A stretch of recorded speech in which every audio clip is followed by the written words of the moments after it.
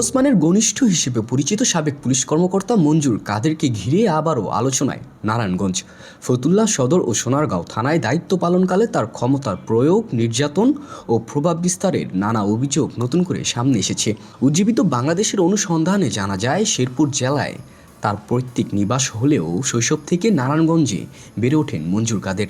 সরকারি তোলারাম কলেজে পড়াশোনার সময় তৎকালীন প্রভাবশালী ছাত্রনেতা শামীম ওসমানের সঙ্গে তার ঘনিষ্ঠতা গড়ে ওঠে। 1996 সালে আওয়ামী লীগ সরকার ক্ষমতায় আসার পর সেই সম্পর্কই তার প্রশাসনিক উত্থানের প্রধান ভরসা হয়ে ওঠে বলে সংশ্লিষ্টরা মনে করেন। দায়িত্বকালে তিনি নিজেকে প্রভাবশালী ওসি হিসেবে প্রতিষ্ঠিত করেন।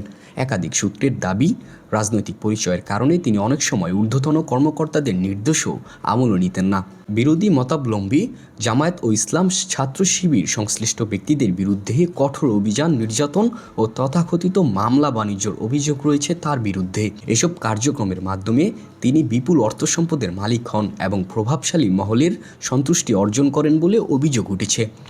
আরও বলা হয়, ফতুল্লা ও সদর থানায় কর্মরত থাকাকালে নির্দেশই শেষ কথা, এই মনোভাবই চলতেন তিনি। সাংবাদিক সমাজও তার কর্মকাণ্ড থেকে রেহাই পায়নি বলে অভিযোগ রয়েছে।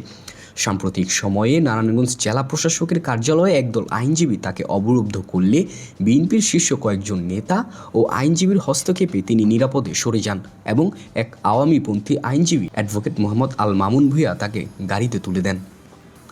উজ্জীবিত বাংলাদেশ, নারায়ণগঞ্জ।